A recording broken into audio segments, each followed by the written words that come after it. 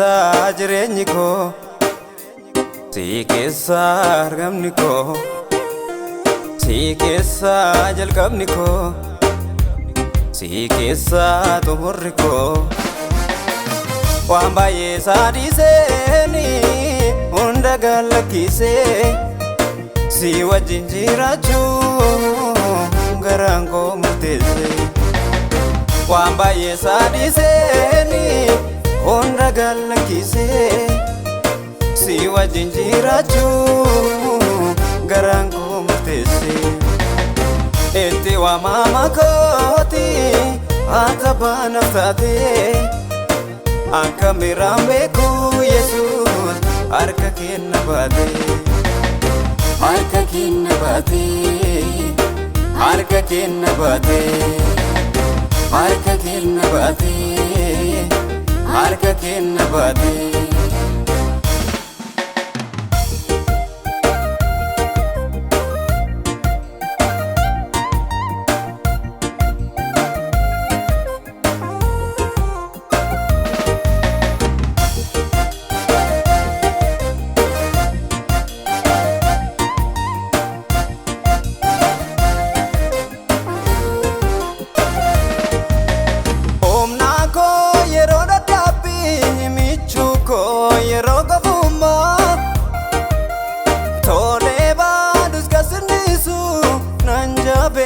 Sake firuma abdi ko abdi jirata ya sajirtu biftu garasi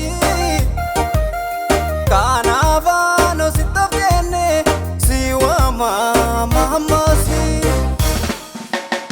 ulfadu ulfadu gosta ulfadu Jesus siwa ko lijirangesa kananjala doebiso.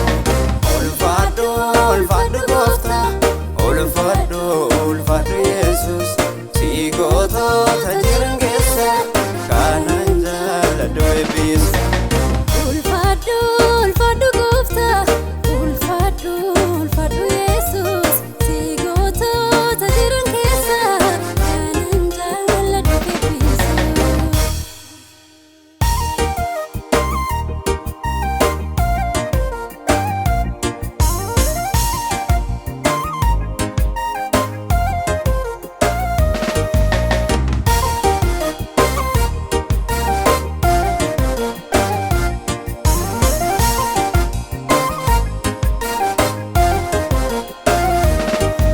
Saon amido febo mirso sibirati nado feom nina mikso sedang kabo mamna etan perperama karena ego sibirati na verma olenti kake na marse jira nagado esana arga sikesindira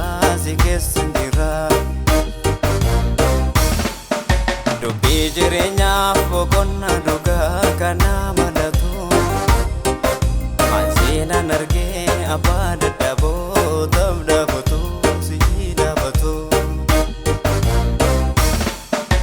olenti kake na marse jira nagado esana arga sikesindira dubbi jireenya bokonna dhuga kana malatu mansinan arge abba dadhaboo dabdabatu sidabatu. Jaalala keetii kan namoonni hunduma keessaa garummaa mana kootii mul'atu maniinan ibsa olla baftee miigodaa gajeelaa tulluu dubbatti ol si kaaseen si mul'ifadha hinaafu kan kee karaa kunitti. Jaalala keetii kan namoonni hunduma keessaa garummaa mana kootii mul'atu maniinan ibsa olla Nabaftemi goda gejela tullu bati Ol sikasen se molle fatta